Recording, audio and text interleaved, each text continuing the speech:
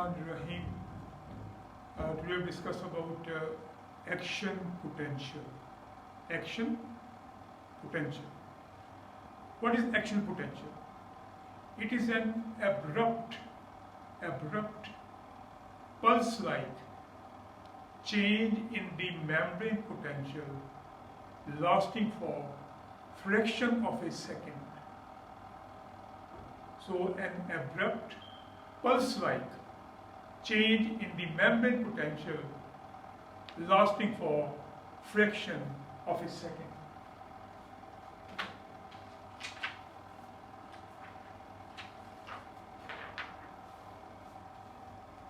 You see, an abrupt, pulse-like change in membrane potential lasting for fraction of a second.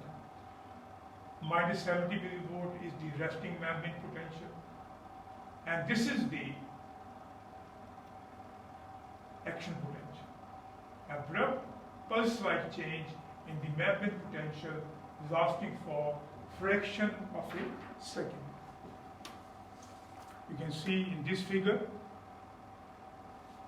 action potential, right? An abrupt pulse-like change in the membrane potential lasting for fraction of a second. When we say that a nerve impulse is conducted along the nerve fiber, it means an action potential is conducted along the nerve fiber. It means an action potential is being conducted along a nerve fiber.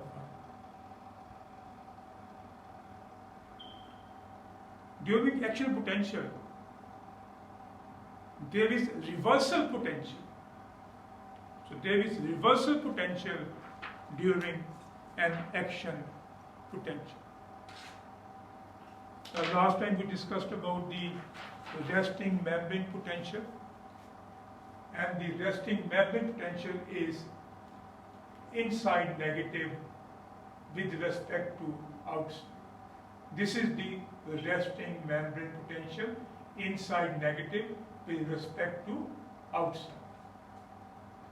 I told you that during an action potential there is a reversal potential. Reversal potential, that is, inside becomes positive, outside becomes negative. This is the reversal potential which occurs during the action potential. During the action potential. Reversal potential. You can see here, inside was minus 70 millivolts, and during an action potential, it goes to positive side. It becomes plus 35 millivolt. It becomes plus 35 millivolt.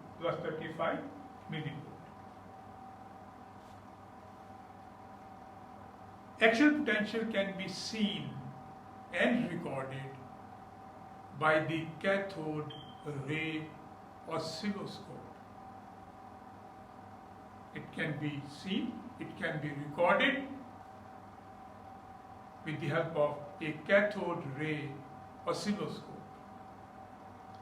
Action potential has got certain properties. So what are the properties of action potential? The first property is it is abrupt or sudden in onset. You see, abrupt or sudden in onset. Abrupt or sudden in onset. The next property is it is short-lived. Short-lived. It has got a short duration. So short-lived or having a short duration. Its duration is in milliseconds.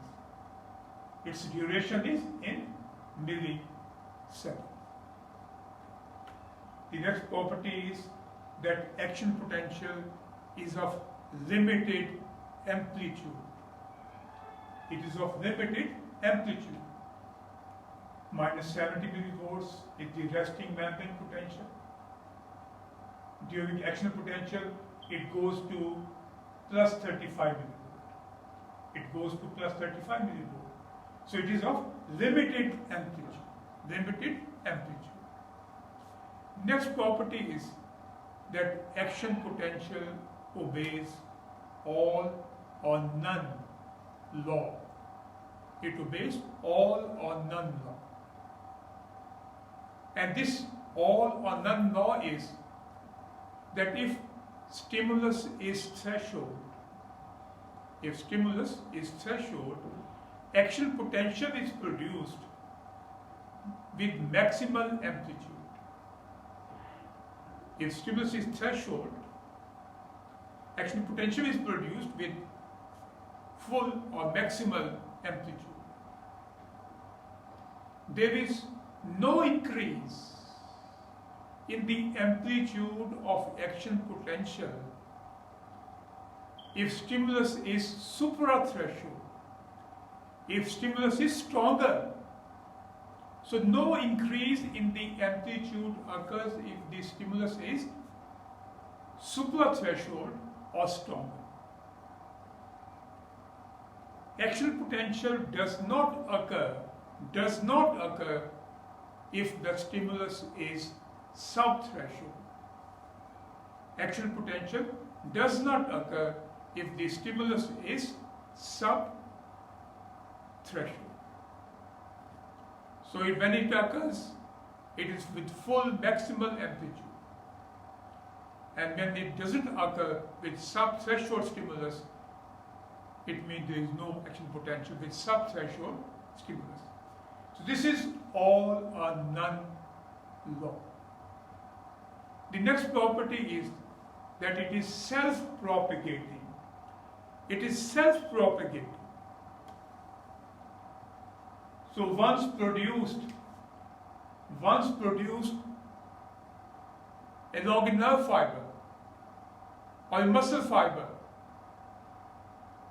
it is automatically propagated. It is automatically transmitted. So it is self-propagating. It means when produced along a nerve fiber, along a muscle fiber, it is propagated, it is transmitted automatically. This is the property that it is self-propagating. The other property is that it has a refractory period. It has a refractory period.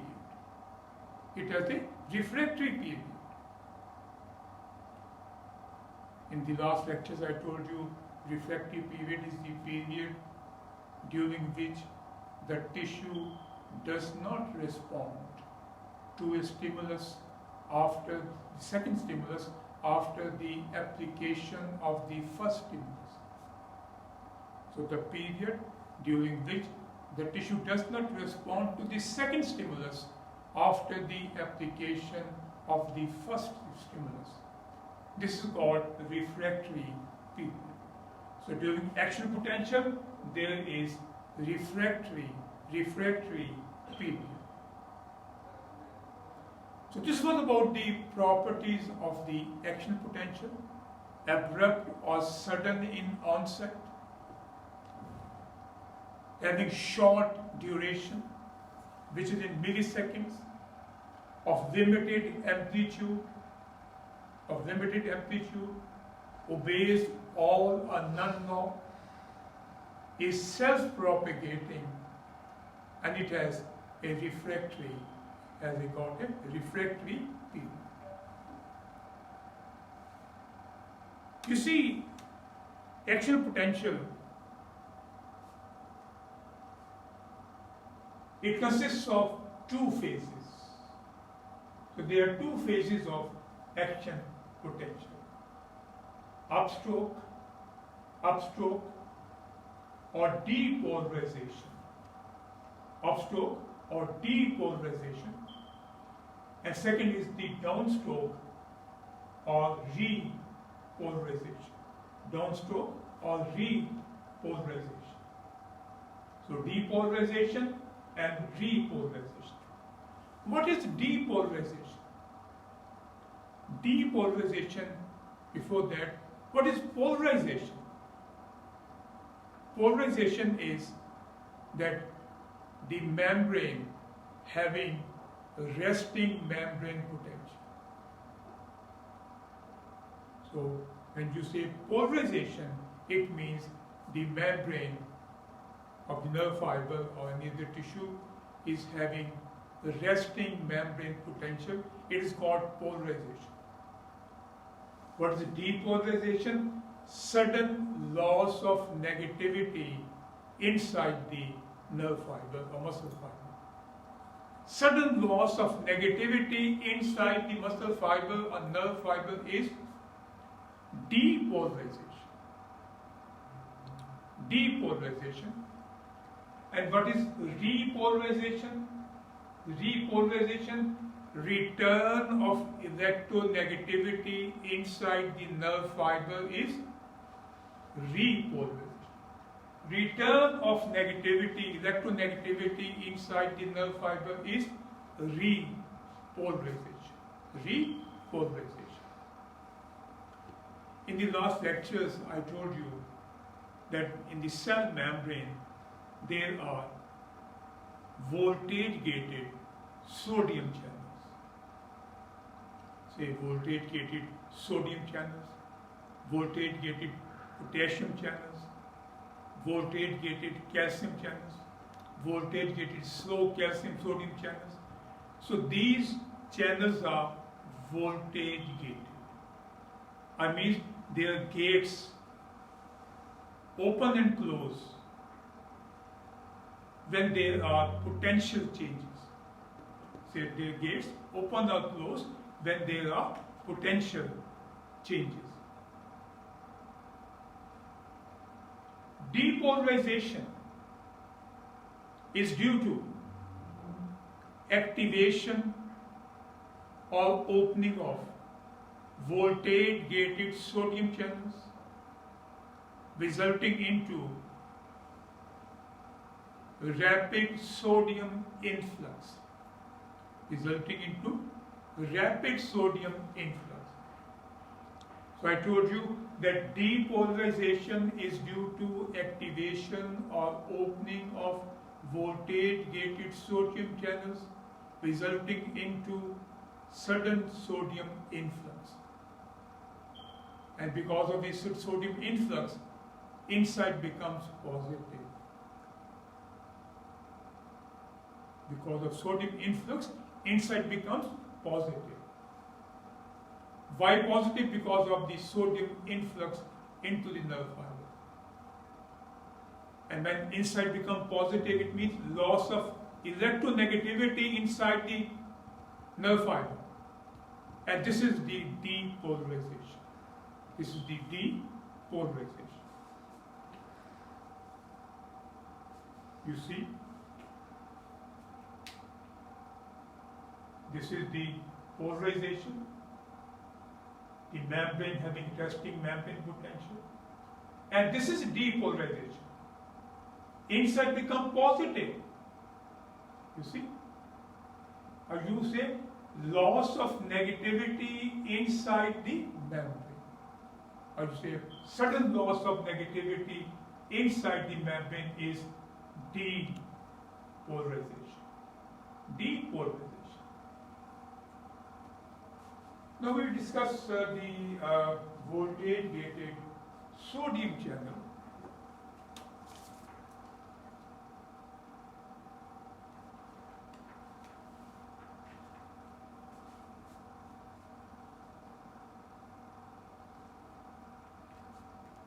This is the voltage-gated sodium channel. It has got two gates. One is activation gate on the outer side, activation gate on the outer side, and inactivation gate on the inner side. Inactivation gate on the inner side. You see, in resting state, activation gate is closed, while inactivation gate is open.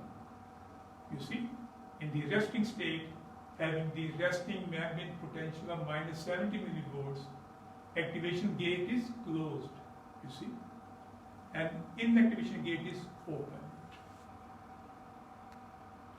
When we apply a threshold stimulus,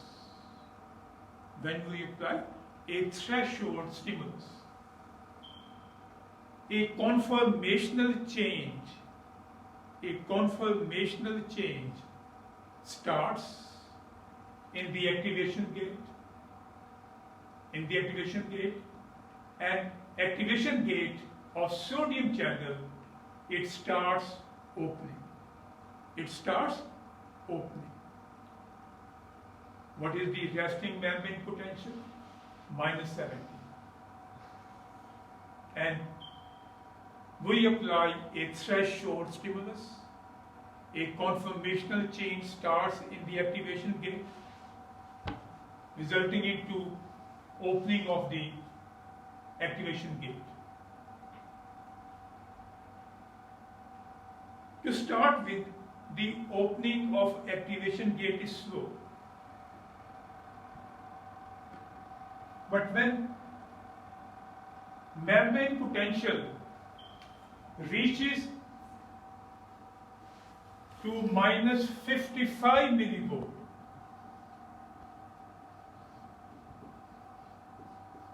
it reaches to minus 55 millivolt, there is sudden opening of the, or complete opening of the activation gate. Right?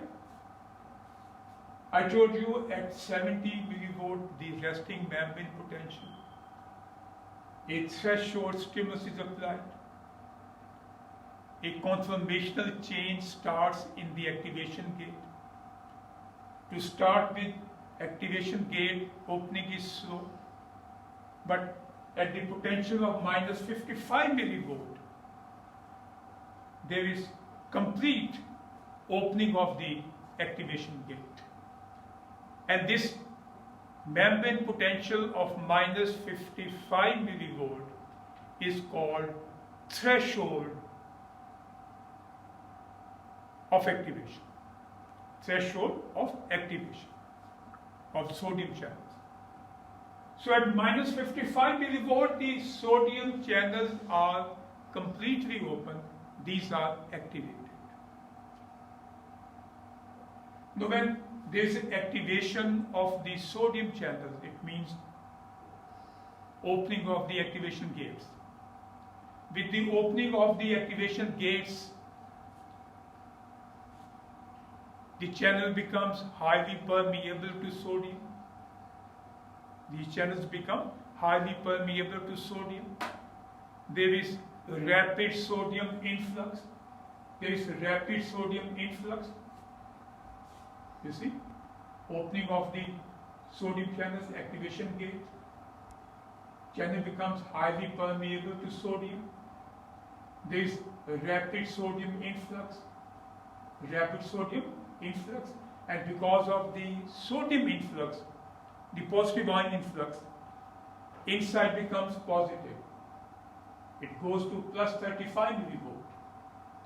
And this is the depolarization. So keep in mind, depolarization is due to sudden sodium influx through activated sodium channels. Right? And keep in mind, at minus 55 millivolt, there is complete opening or activation of the sodium channels. Or you say there is opening of the activation gates. And this results into sudden or rapid sodium influx. Inside become positive, it goes to plus 35 millivolt. This is the sudden loss of electronegativity inside the membrane. And this is the depolarization. Keep in mind, activation of sodium channels persists for fraction of a second. Activation of sodium channels persists for fraction of a second. and then there is inactivation of sodium channels, and this is due to closure of the inactivation gate. It is due to closure of the inactivation gate. You see, inactivation gate is closed, channel becomes inactivated, and when there is closure of the inactivation gate, no more sodium influx. No more sodium influx because the inactivation gate is closed. Right? And this results into inactivation of the sodium channels, no more sodium influx, and this is the end of depolarization. This is the end of depolarization.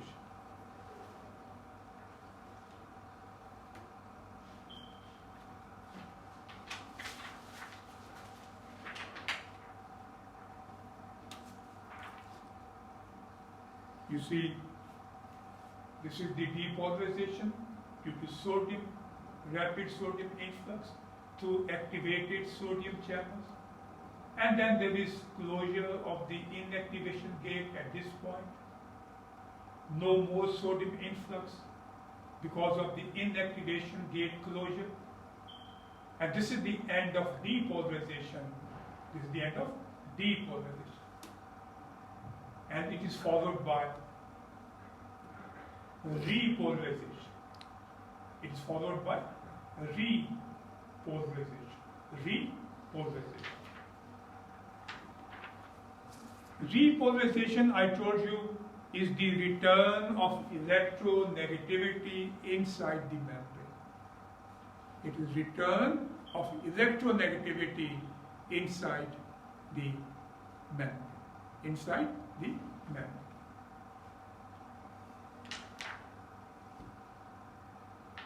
You see that repolarization,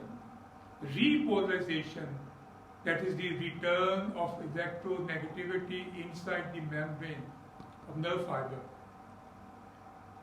is due to rapid potassium efflux, through activated potassium channels. So repolarization or return of normal electronegativity inside the membrane is due to rapid potassium efflux, outward potassium movement through voltage-gated potassium channels.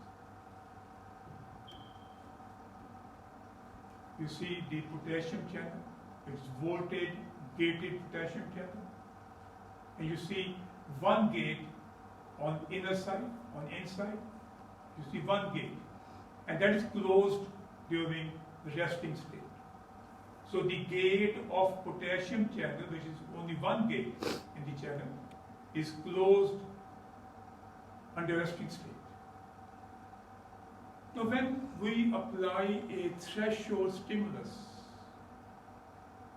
to nerve fiber, a conformational change starts in the gate of potassium channel. A conformational change starts in the gate of potassium channels, and this change is slow. This activation is slow. So because of the slow activation or opening of the gate of potassium channel, the potassium channel becomes open or activated when there is inactivation of the sodium channel. So there is slow activation of potassium channel. There is slow activation of potassium channel, and the gate of potassium channel opens slowly, and this opens when there is inactivation of the sodium channel. So when the gate of the potassium channel is open, the channel becomes highly permeable to potassium. There is rapid potassium efflux. there is a rapid potassium efflux. Potassium moves out rapidly. Potassium moves out rapidly. And this is the repolarization due to potassium efflux inside of the nerve fiber or muscle fiber again becomes negative, electronegative. And this is the repolarization. This is the repolarization. Repolarization. Right? So repolarization, that is the return of electronegativity inside the membrane of nerve fiber, is due to rapid potassium efflux, which occurs through activated potassium channels. The gate of potassium channel undergoes slow activation. It opens slowly, and when it opens, it's the time when inactivation of the sodium channel has occurred. Right? Now, regarding the inactivation gate of the sodium channel,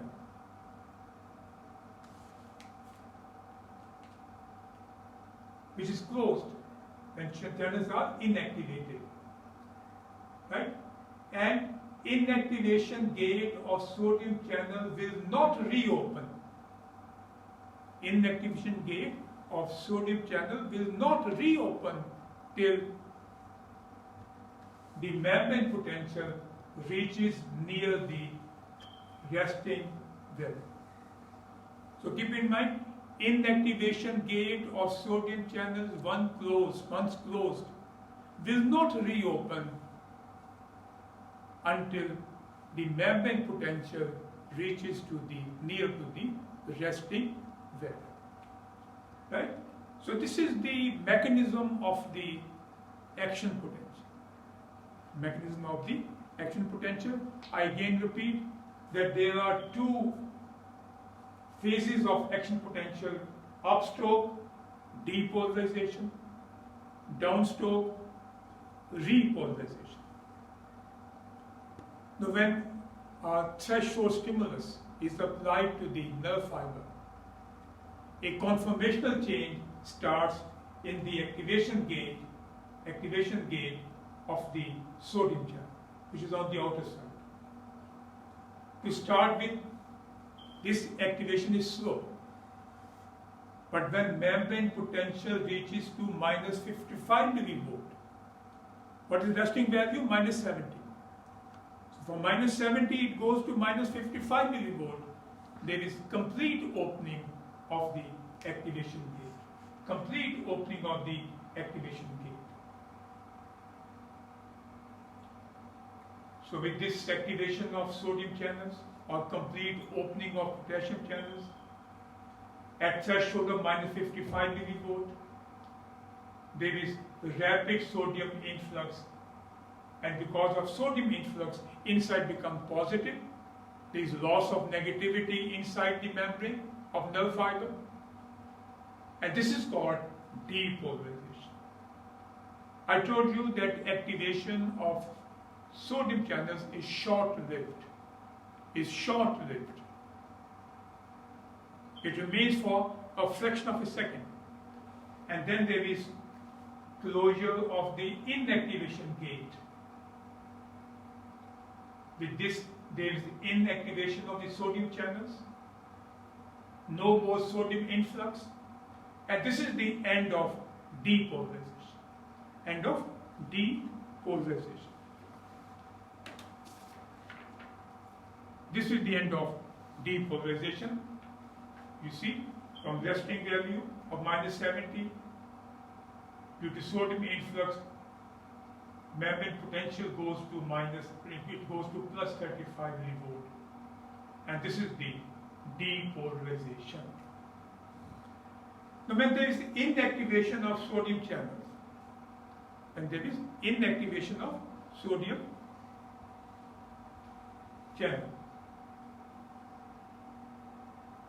no more sodium influx. At this point, there is opening of the potassium channels. There is the rapid potassium efflux. Potassium ions move out.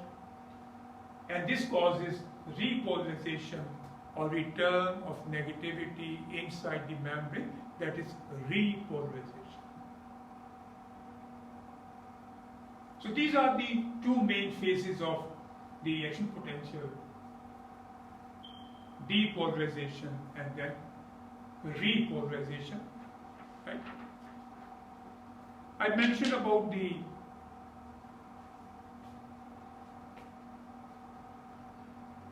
refractory period. So keep in mind, during depolarization and up to first 1/3 of repolarization, it is absolute refractory period. It is absolute refractory period. So during depolarization and first 1/3 of repolarization, this is the absolute refractory period. Absolute refractory period.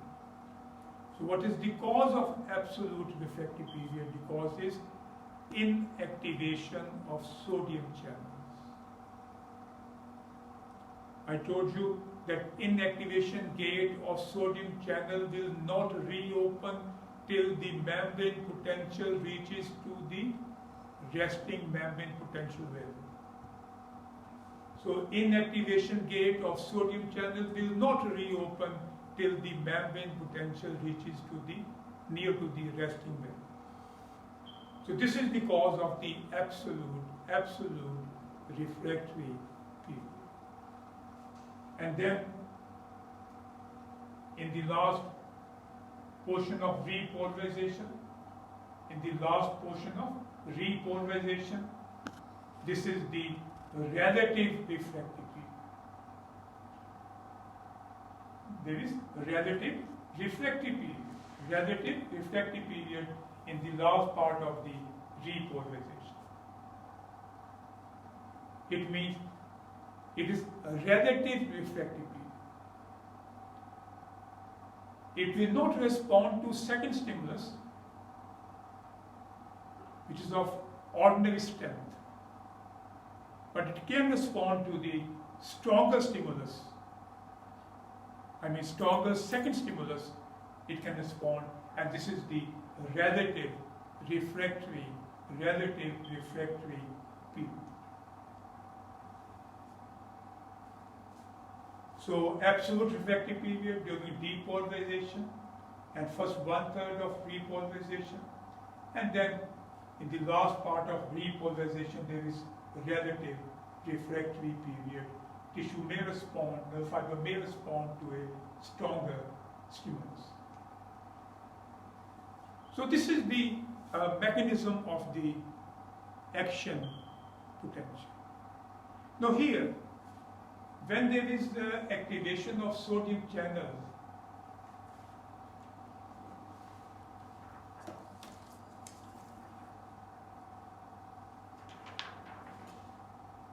so when there is opening of or activation of sodium channels, there is a positive feedback.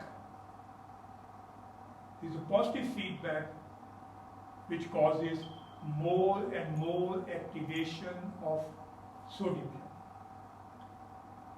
When the start of activation of the sodium channel, a positive feedback mechanism starts, which makes the activation of sodium channels more and more. And this is the positive feedback mechanism. A positive feedback mechanism, a vicious cycle starts, which make the activation of sodium channels more and more.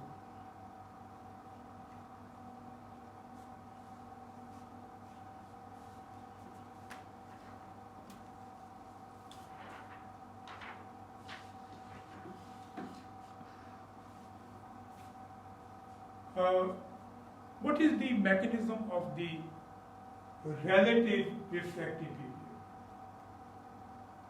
Mechanism is that some of the sodium channels are still inactivated. still inactivated. And the second mechanism is that now many potassium channels are open. Many potassium channels are open. Right? And these two factors are involved in the relative refractive period, that some of these sodium channels are still inactivated, and there is also opening of the potassium channels. So sometimes what happens that after repolarization, the membrane potential becomes more negative. After the repolarization, the membrane potential becomes more negative, and this is called hyperpolarization. Hyperpolarization means more negative resting membrane potential. So after the repolarization, sometimes the membrane potential becomes more negative, and this is called hyperpolarization. So what is the cause of this hyperpolarization? Cause is that membrane potential has reached the resting value. Membrane potential has reached the resting value, but still some potassium channels are open. Still some potassium channels are open. It means potassium efflux continues. Movement of potassium ions outside continues. Potassium efflux continues. So inside becomes more negative. Inside becomes more negative, and this is called hyperpolarization. Hyperpolarization. So regarding the mechanism of the action potential, we can prove it that we inject radioactive sodium. We inject radioactive sodium into the extracellular fluid, and then we stimulate a nerve fiber. We stimulate a nerve fiber. You see, radioactive sodium is present inside the nerve fiber. Right? So we inject radioactive sodium into the extracellular fluid. We stimulate the nerve fiber, and we see that radioactive sodium is present inside the nerve fiber because of sodium influx during depolarization. And this proves that sodium influx occurs during the depolarization. Now the other evidence or proof is that we take a nerve fiber and place it in a fluid which is isotonic but sodium free. We take out nerve fiber from, say, an animal. We place it in a fluid which is isotonic but sodium free. We stimulate this nerve fiber. There will be no action potential produced. So we take out nerve fiber from an animal, we place it in a fluid which is isotonic but sodium free. We stimulate this nerve fiber, right? We see no action potential is produced. And this proves the mechanism of the action potential involving the sodium influx and depolarization. Sodium influx and depolarization. We can also prove this with the help of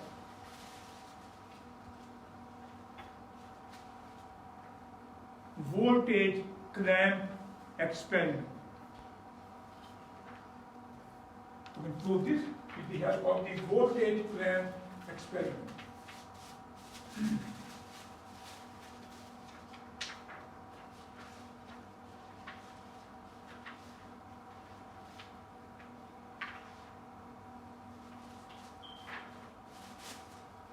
voltage clamp experiment.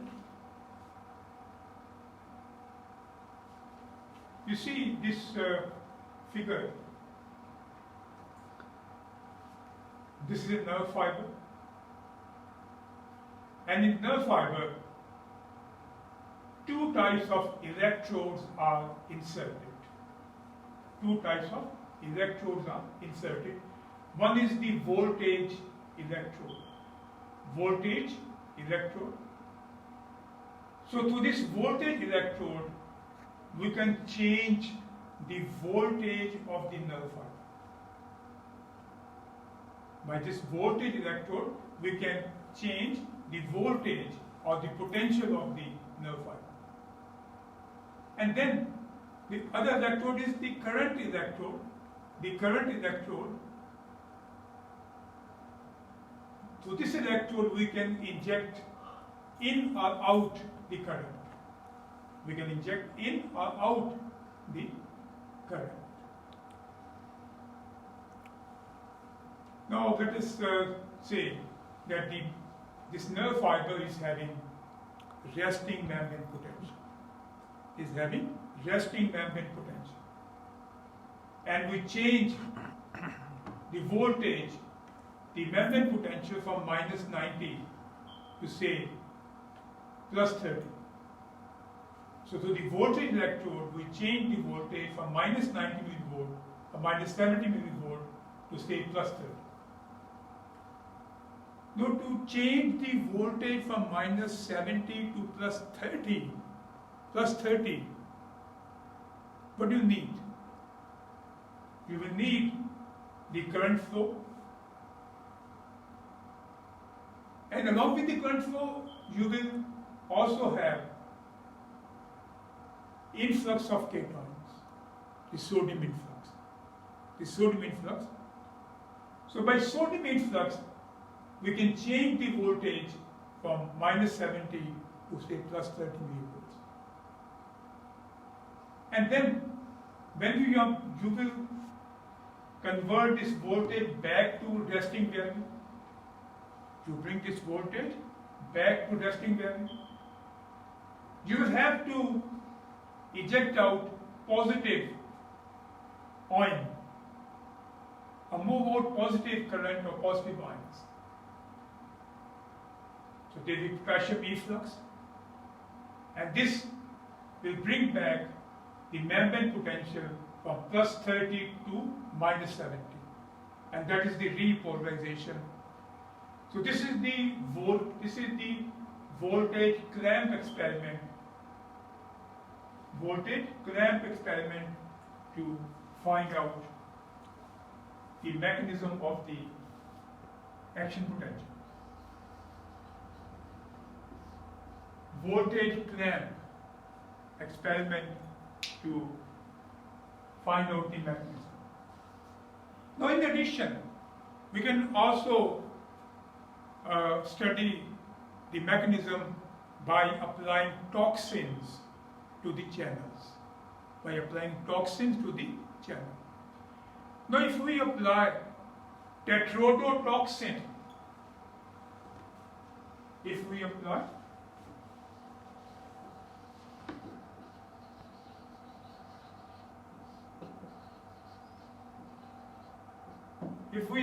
tetrodotoxin to the outer side of the sodium channel,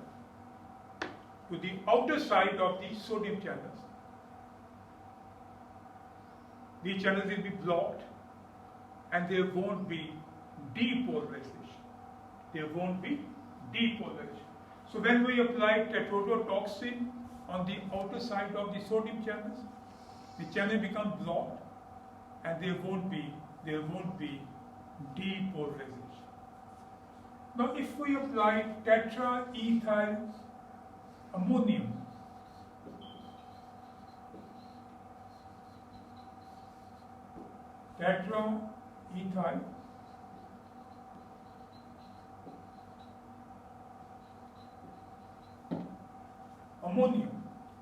we apply tetraethyl ammonium to the inside of the potassium channel. If we apply tetraethyl ammonium to the inside of the potassium channels, there this channel is blocked, there won't be repolarization. There won't be repolarization. So we apply tetrodotoxin to the outer side of the sodium channels. The channel is blocked and there won't be depolarization. If we apply tetraethyl ammonium to the inner side of the potassium channels, there won't be potassium efflux because channel is blocked. And so there won't be repolarization. Right? So this was about the action potential and its mechanism.